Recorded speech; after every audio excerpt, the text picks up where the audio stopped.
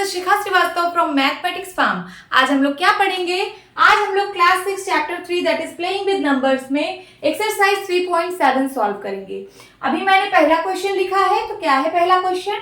Renu purchases 2 bags of fertilisers of weights 75 kilogram and 69 kilogram.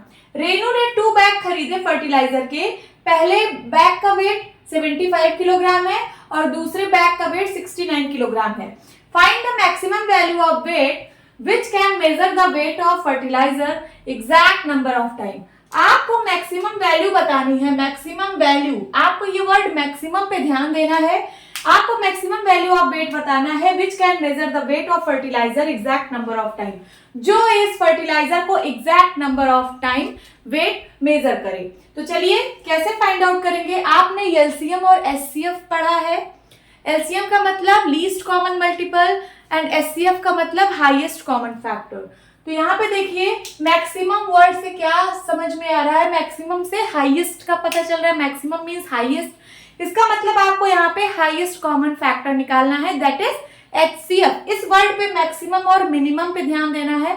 अगर minimum लिखा है means LCM निकालना है, मैक्सिमम लिखा है मींस एचसीएफ निकालना है, हाईएस्ट कॉमन फैक्टर। चलिए देखते हैं। तो किसका किसका 75 किलोग्राम है पहली बैग का वेट और दूसरे बैग का वेट है 69 किलोग्राम। इन दोनों का एचसीएफ निकालना है। तो एचसीएफ हम जो है प्राइम फैक्टराइजेशन करके निकालते हैं। दोनों का अलग अलग निकालेंगे प्राइम फैक्टराइजेशन से। 75 का प्राइम फैक्टराइजेशन करते हैं, किससे ये कटेगा? 7 5 12, 3 से कटेगा, 3 2 जा 6, कैरी आया 1, बन गया 15, 3 5 जा 15। अब 5 से कटेगा, देन 5 5 जा 25, फिर 5 से 5 1 जा 5। 75 का प्राइम फैक्टराइजेशन हो गया है। अब 69 का करते हैं। 3 से कटेगा, 3 2 जा 6, 3 3 जा 9।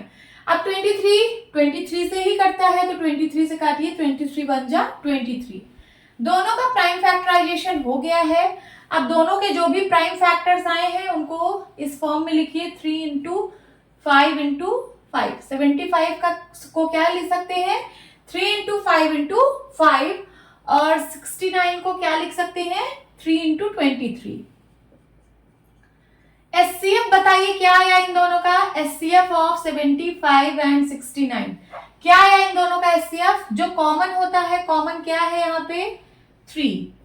तो 3 आ गया आपका एचसीएफ। और इसकी यूनिट क्या रहेगी? जब दोनों किलोग्राम में है तो ये भी किलोग्राम में इसकी यूनिट रहेगी। तो क्या आएगा? 3 किलोग्राम। ये आ गया एचसीएफ। तो यही आपका आंसर है। This is your answer. अगर आप इन दोनों को 3-3 किलोग्राम के वेट में मेजर करें तो आप exact number of times measure कर पाएंगे। समझ आया इसका मतलब? ये जो लिखा है find the maximum value of weight which can measure the weight of fertiliser exact number of times, तो यही है वो मैक्सिमम वैल्यू ऑफ वेट। अगर आप 3-3 किलो करके मेजर करेंगे तो आप एग्जैक्ट नंबर ऑफ टाइम्स इसको मेजर कर पाएंगे। क्या मतलब है इसका? मीन्स अगर आप 75 को 3 से डिवाइड करोगे तो 3 1 जा 3, 3 2 जा 6, 3 2 जा 6 एंड देन 1 आया 15, 3 5 जा 15। देखिए अगर आप 3-3 किलो करके मेजर करेंगे तो ये 25 टाइम्स आप इसको एग्जैक्ट मेजर कर लेंगे।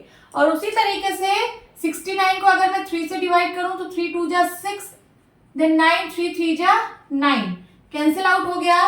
तो जब आप इसको 3-3 किलो मेजर करोगे तो इस 69 को 23 टाइम्स आप मेजर कर लोगे एग्जैक्ट। तो इसका मतलब यही आपका आंसर है 3 किलोग्राम। होप स्टूडेंट्स आपको ये क्लास अच्छी लगी होगी। मिलती हूँ अपनी नेक्स्ट वीडियो में, तब तक के लिए bye bye and take care.